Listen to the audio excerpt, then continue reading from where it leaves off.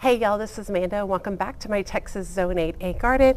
And today we are going to be planting up a planter with bulbs and spring blooming annuals.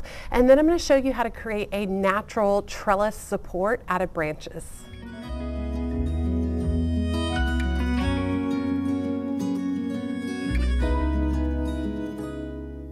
Okay, let me start off with that I got Invisalign braces.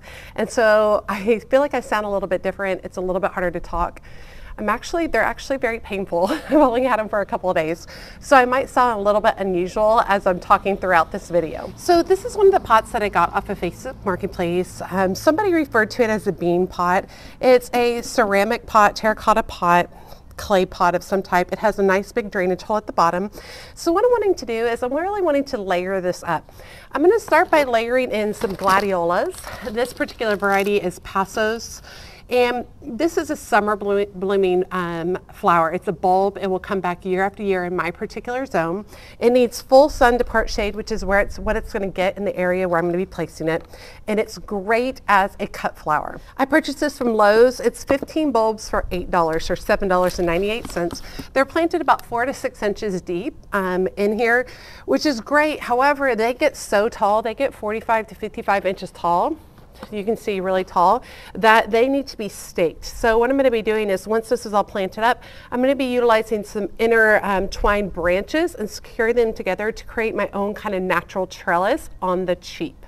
Okay, once I get the bulbs planted, I'm going to backfill with a few other annuals that I picked up from Covington's yesterday. They had quite a few available. I actually just swung by because I had a gift certificate that had to be used by the end of the month. So I had to do this project. So I picked up a couple of varieties, some that I've had, some that I haven't had. So we'll go over those. But let's go ahead and get started by filling this up with potting soil.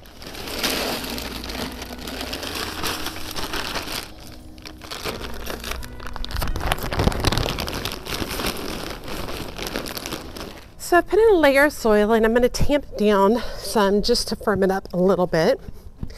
And then I'm going to layer in my bulbs on top of this. And then after that, I will come through and I will add more soil on top.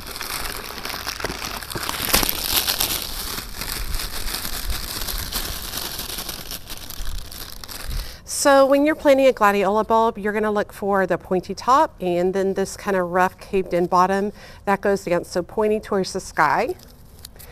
And I'm just going to go ahead and spread these out throughout the entire container. And one thing that's great about gladiola bulbs is that they're like 6 inches deep. And so by having them that deep, it allows you to plant layers of plants over the top of them. So I've got that layered up. So the next thing I'm going to do is just cover the rest of that with soil.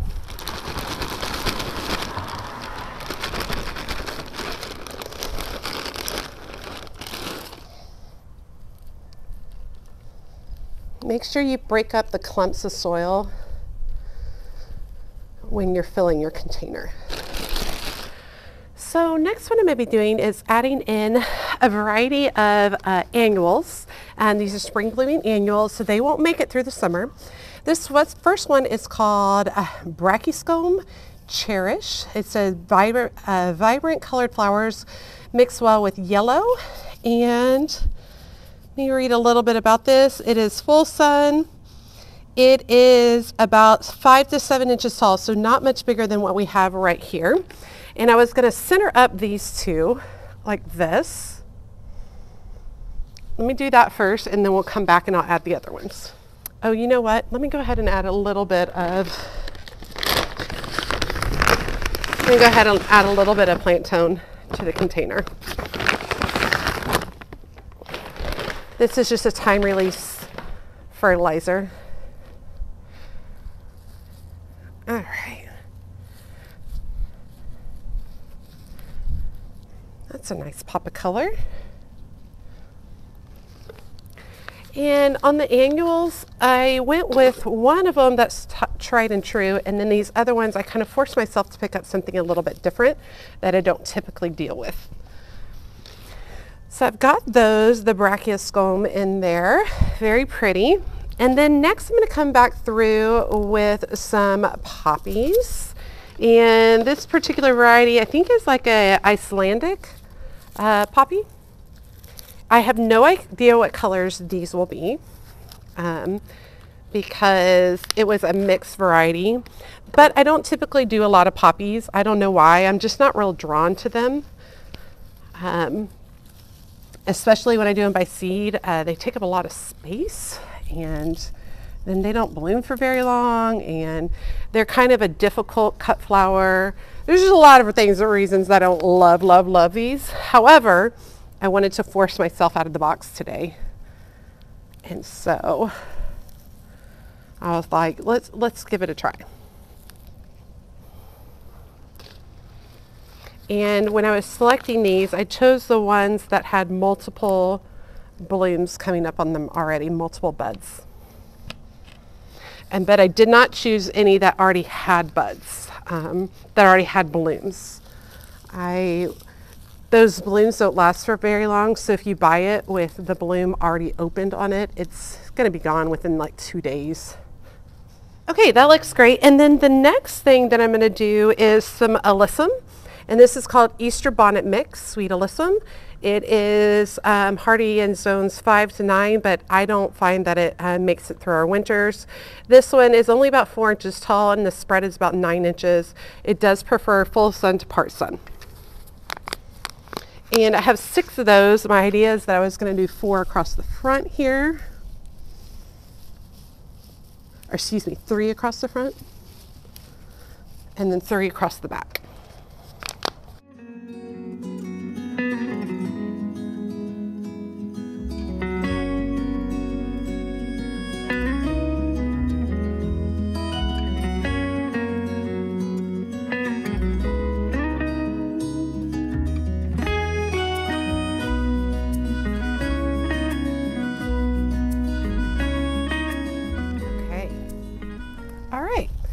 That looks pretty good. So let me now, I've done this portion of it, which is beautiful, but let me show you what I want to do to create a type of trellis for it. Now, I could absolutely go buy a trellis, a metal trellis, and work with that, but I wanted to do something a little more cost effective, and I wanted to do something utilizing things I already have, which are branches. And so I thought that I would construct some branches, a trellis using these branches and a little bit of twine. So let's go and see how that works out. Okay, so I got these branches from a friend's property. She has multiple acres and she has a whole lot more trees than I do. And so the idea was that I wanted to take some of these branches and intertwine them. You see how there's like a natural look to them where they kind of create a natural plant support?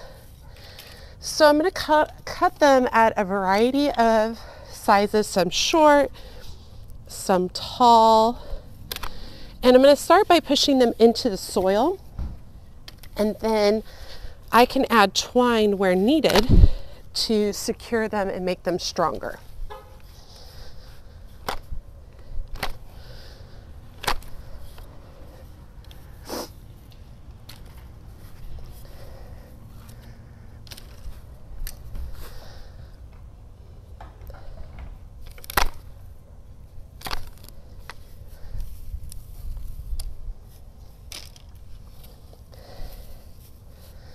All right, let's start with that. Okay, I'm going to put my smaller branches over here to the side. And I'm going to take my taller branches. And basically the idea is I want to start on the outside of the planter and work my way in. Now, a couple of things, like I have a beautiful willow tree that would be really fun to use. However, willow trees very easily root, and I don't want it to root into this container. So keep that in mind. So you see how I'm inserting them so that they are going to cross with one another. Let me put some of these smaller ones off to the side. And see, I'm coming through, I'm actually taking this branch this direction. So they're going to cross a form. And the idea is that the gladiolus will grow up through it and create their own kind of natural support.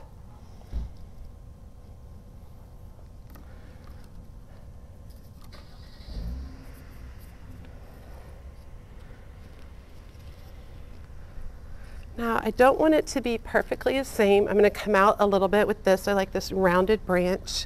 But you see how this container is going from just fine and it's beautiful to start off with, but now we're adding a whole lot more interest with it this way. Now for some of the smaller branches, I'm going to work into the middle a little bit.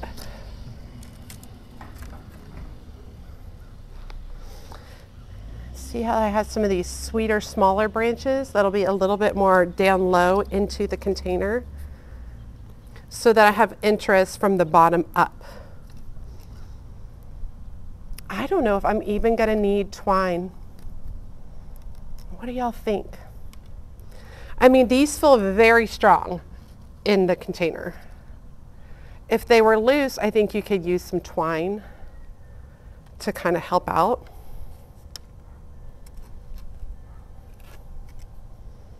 See how I'm inserting this branch in this way? It's just another way to support.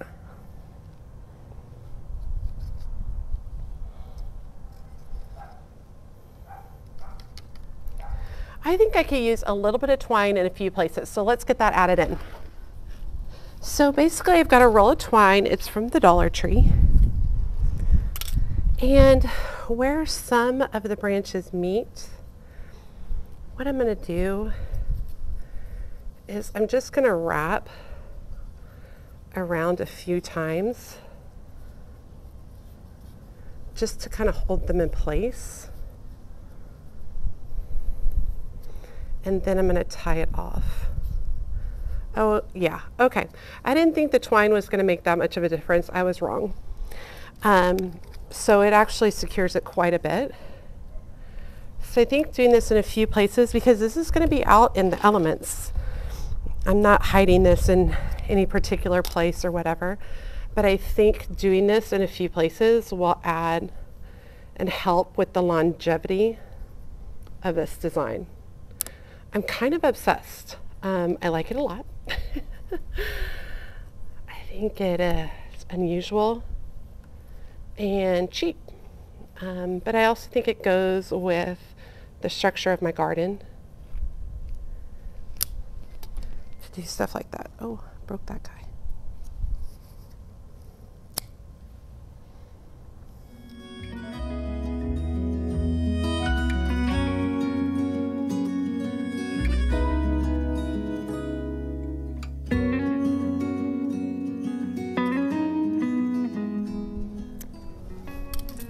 Okay, let's get this in place.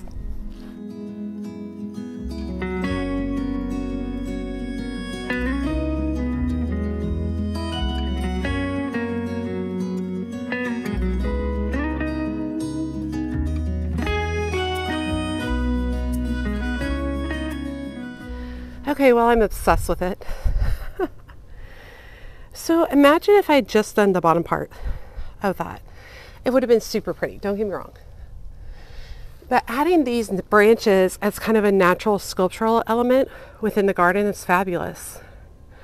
And there's no guilt if I decide to get rid of it after the Gladiolus are bloomed. No guilt at all, because it didn't cost me anything. These were literally branches laying on the ground in my friend's property. Yeah, I think it'll be really great. So imagine the tall spears of the Gladiolus coming up through that. And then I can always use additional twine to stake up the Gladiolus to the branches if needed. I think this is a really fun solution. This could be super cool with sweet peas, maybe climbing black-eyed Susan vines, a lot of different elements. And of course you could do this on a far greater scale if you have access to a large, very large scale branches. You can make an entire arch out of it. Ah, yeah, I love it. Look at this variety that just bloomed. I don't know what they're called. I don't remember. So pretty. I love them. I love daffodils. These are about to bloom. I thought they were Mount Hood, but I thought Mount Hood were white. I'll have to go back and look at the video to see what varieties these are. Okay, I hope you enjoyed today's video.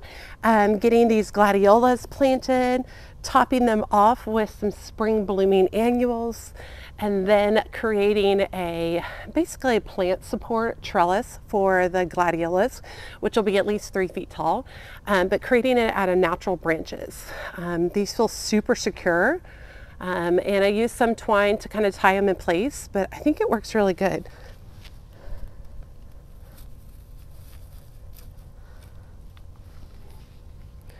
Yeah, I love it. This is such a fun project. This has been in my head for a little while, and something that I wanted to do. And like I said, I'm trying to be more cost effective with how I garden this year. And yes, I could have gone out and bought a beautiful iron trellis, and that would have looked fabulous. And if that's your style, go for it. But this was a better option for me and for my budget. All right, you guys, I hope you enjoyed today's video. Make sure you hit that subscribe button and that notification bell so you know when my latest videos are out. And make sure you go check me out on TikTok, Instagram, and Facebook. As always, she's a mad gardener or a decorator or anything else that she wants to be. Thanks, y'all.